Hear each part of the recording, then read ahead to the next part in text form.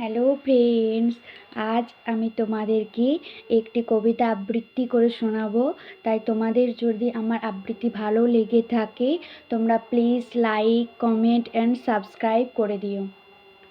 কবি সুবোধ সরকারের লেখা শাড়ি কবিতাটি আমি আবৃত্তি করে শোনাচ্ছি।